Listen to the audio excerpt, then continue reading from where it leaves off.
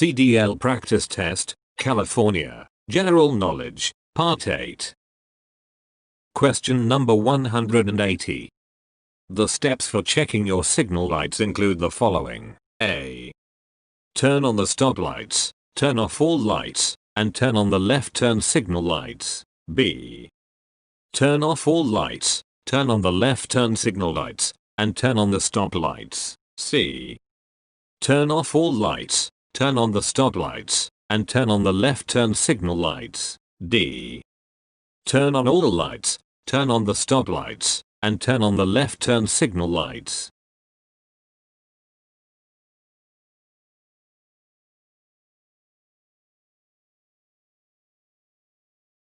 The correct answer is here, C. Turn off all lights, turn on the stop lights, and turn on the left turn signal lights. Explanation. When inspecting your signal lights, the first step is to turn off all lights. Next, turn on your stop lights by applying the handbrake or having your partner apply the brake pedal. Then turn on the left turn signal lights. Question number 181. What is the safest speed when you are driving in heavy traffic? A. 15 miles per hour below the speed of other traffic. B. As fast as possible, to get out of the way. C. The posted speed limit. D. The speed of other traffic, if not illegal or unsafe.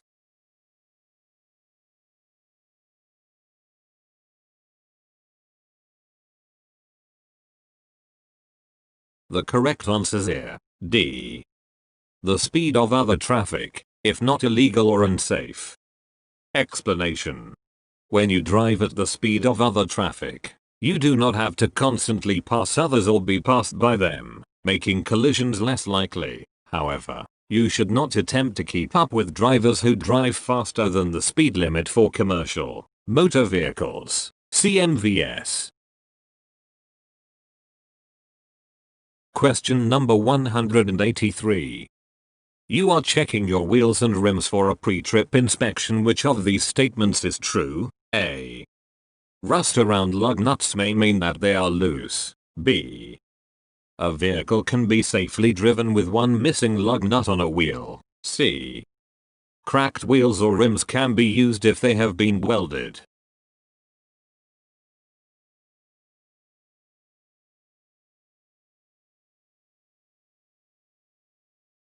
The correct answer is here, A. Rust around lug nuts may mean that they are loose. Explanation. Lug nuts must all be present and checked for tightness. Rust is a sign that the lug nut is loose. Question number 184. Which of these is not a proper use of vehicle lights? A. Flashing your brake lights to warn someone behind you that you are slowing down. B. Turning on your headlights during times when visibility is reduced. C. Flashing your brake lights to stop someone from tailgating.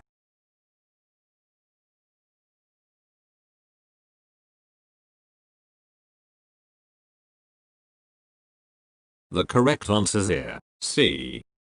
Flashing your brake lights to stop someone from tailgating. Explanation. Use your headlights during times of lower visibility. Use your brake lights only to warn other drivers that you are preparing to slow down or stop, or there is a hazard ahead for which you'll have to slow down. If you're being tailgated, avoid such tricks as flashing your brake lights. Handle tailgaters in a different way. Keep right and increase your following distance. Question number 185. Tank vehicles are used to carry any liquid and are dangerous to drive because A. High center of gravity. B. Danger of load surge. C. No answers are correct. D. High center of gravity and danger of load surge.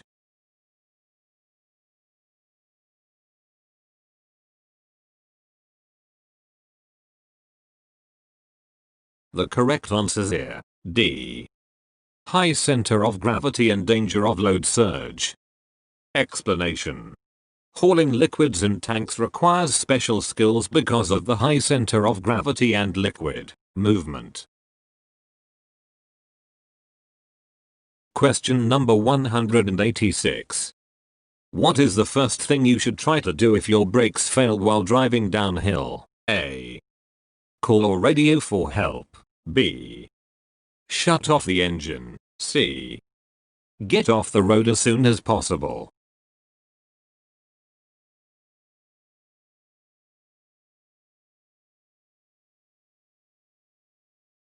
The correct answer is here. C. Get off the road as soon as possible. Explanation.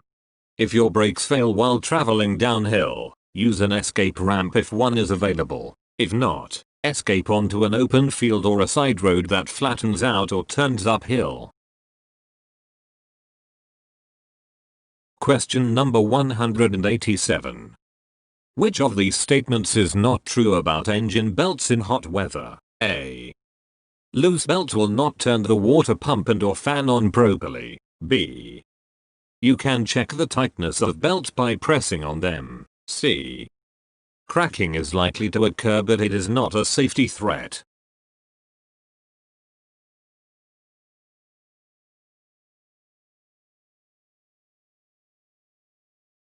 The correct answer is here. C. Cracking is likely to occur but it is not a safety threat.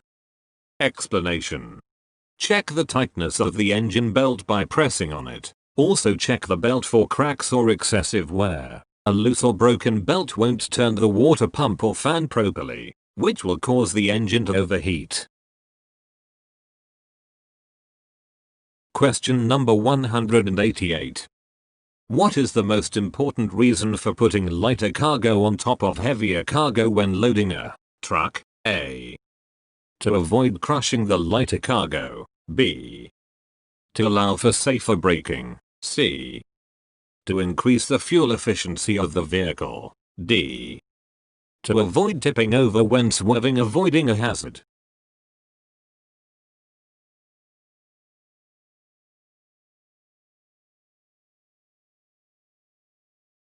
The correct answer is here. D. To avoid tipping over when swerving, avoiding a hazard. Explanation. If you have a high center of gravity, heavy cargo on top, you risk tipping over the vehicle when swerving or avoiding a hazard in the road. Question number 189. What is the main purpose of header boards? A. To protect cargo from weather and to protect people from cargo spills. B. To keep hazardous materials separate during transport. C. To stop cargo from falling off the back of a trailer when braking sharply. D. To protect the driver from moving cargo.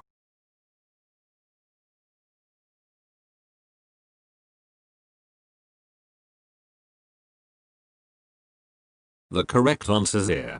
D. To protect the driver from moving cargo. Explanation.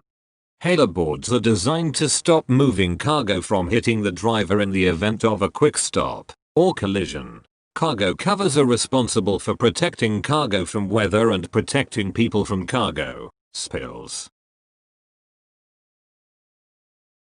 Question number 190.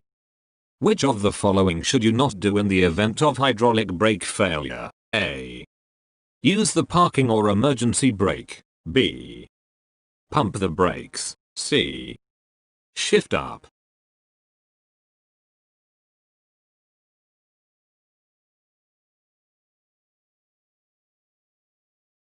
The correct answer is here. C. Shift up. Explanation. If your hydraulic brakes fail while you're driving, try pumping the brake pedal to build up enough hydraulic pressure to stop your vehicle. If this fails, downshift to use engine braking and apply the parking brake. Release the parking brake before you lock the wheels. If all else fails, look for an escape route. Head for an escape ramp or an open field and let your vehicle slow to a stop. Question number 191. According to the handbook, children present a hazard because A. They move quickly without checking traffic. B. They don't know that trucks are dangerous. C. They often have grudges against truck drivers. D.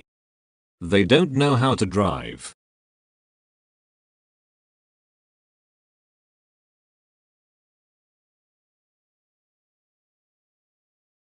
The correct answers here. A.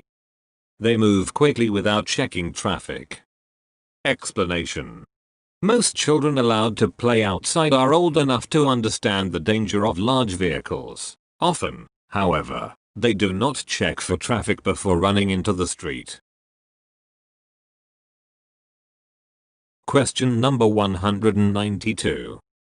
A stale green light means A. The light ahead has just turned red. B. The light ahead just turned green. C. The light ahead has been green for quite a while.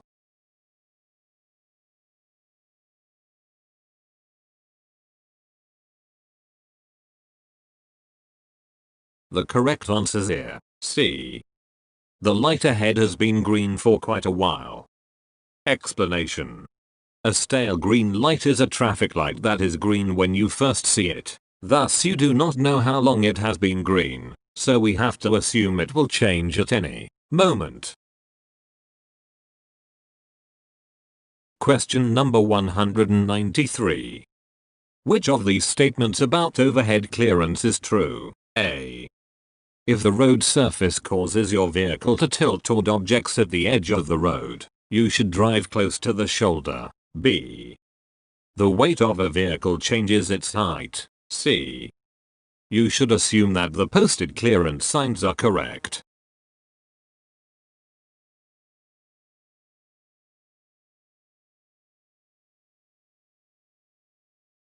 The correct answers here. B. The weight of a vehicle changes its height. Explanation. Your truck's height will vary depending on how much weight you are hauling. An empty or lightly loaded vehicle will ride higher than one that is weighed down with heavy cargo. Don't put all your trust in posted road clearance signs. The height of the roadway may have changed since the sign was posted. Question number 195. Under federal regulations, if a vehicle is carrying a load that is more than 2 feet wide and extends more than 4 feet beyond the rear of the vehicle, must be placed at the extreme end of the load. A. 1 red flag. B. 2 red lights. C. 2 red flags.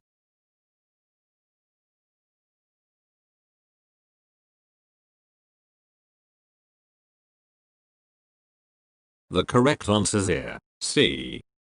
2 red flags. Explanation.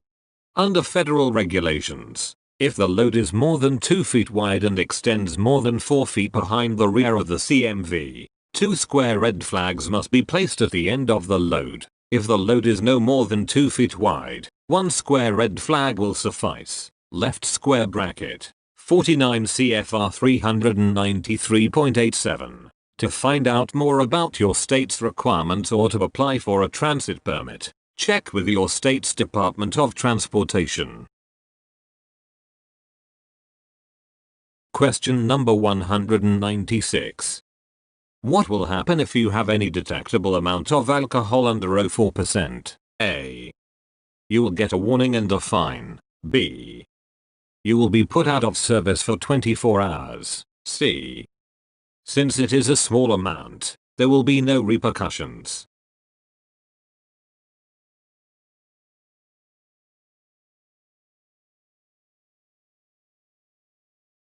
The correct answers here. B. You will be put out of service for 24 hours. Explanation. There is no safe amount of alcohol with which to drive a CMV, hence, if you are found to have any detectable back, even if it's under the legal limit of 0.04%, you will be placed out of service for 24 hours. Question number 198. What is black ice? A. A thin layer of ice clear enough that you can see the road underneath it. B. Rain and snow mixed. C.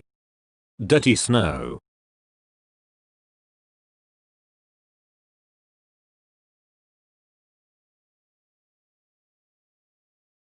The correct answer here. A. A thin layer of ice clear enough that you can see the road underneath it. Explanation. Black ice is a thin layer of ice that is clear enough for you to see the road beneath. The road merely looks wet rather than icy.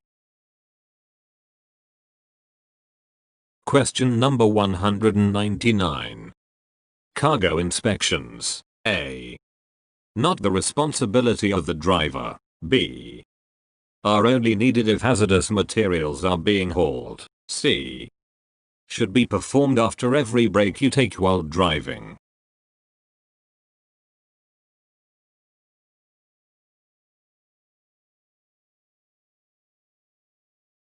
The correct answer here. C. Should be performed after every break you take while driving. Explanation. Recheck the cargo and securing devices as often as necessary during a trip to keep the load secure. You need to inspect again after you have driven for 3 hours or 150 miles, and after every break you take during driving. Question number 200. When inspecting mirrors and windshields for cracks, dirt, illegal stickers, and other obstructions to your vision, you should A. Look in the mirror to see if you look good. B. Clean and adjust as necessary. C. Not worry about any of it.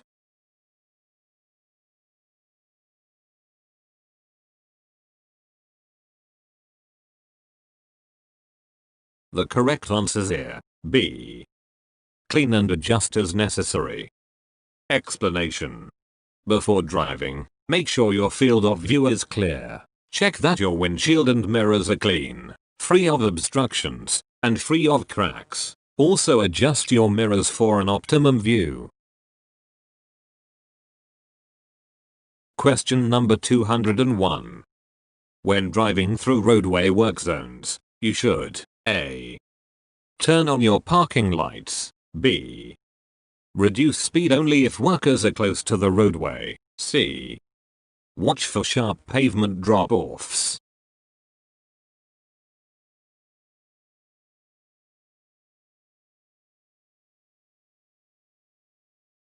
The correct answer here. C.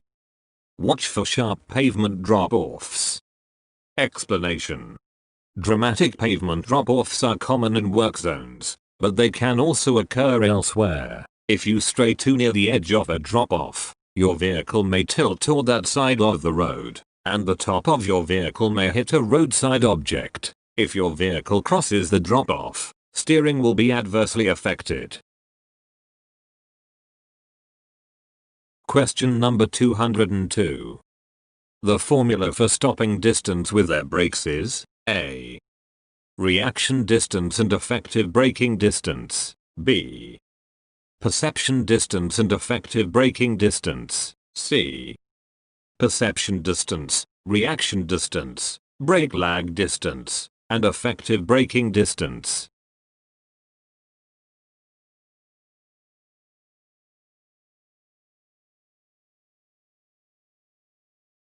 The correct answer here. C.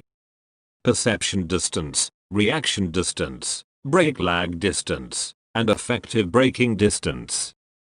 Explanation. Perception distance and reaction distance and brake lag distance and braking distance equals total stopping distance. Question number 203. According to the state of California, what is the most important and obvious reason to check your vehicle? A. To see if your vehicle needs a wash. B. Employer liability. C. Safety. D. To make sure your paint is not chipped.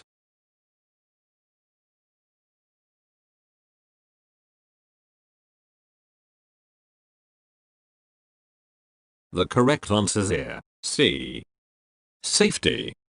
Explanation. Safety is the most important thing. Inspections can help you avoid costly and dangerous breakdowns and collisions. Federal and state inspectors will check your vehicle, so you must make sure it's safe. Otherwise, they may put it out of service for violations. Question number 204. Which of these statements is true about speed management? A. On slippery roads, it takes longer to stop and it is harder to turn without skidding. B. Shady parts of the road allow better traction than open areas. C. Road surfaces will freeze before bridges.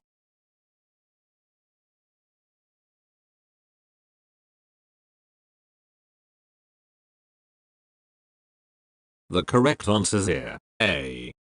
On slippery roads, it takes longer to stop and it is harder to turn without skidding. Explanation. Slippery roads provide less traction. Your vehicle's braking distance will increase, especially on a road covered in snow or ice, and turns will be more likely to cause skids. For safety, reduce your speed by about 1/3 on a wet road or about 1/2 on a snow-covered road. On an ice-covered road, slow down to a crawl and consider stopping altogether.